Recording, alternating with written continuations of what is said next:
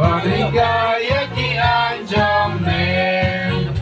Rabinu Troy Sharamai Dishan Anjiyan Di Jonga Chingin Jonga Kaya Dona Kaching Mapen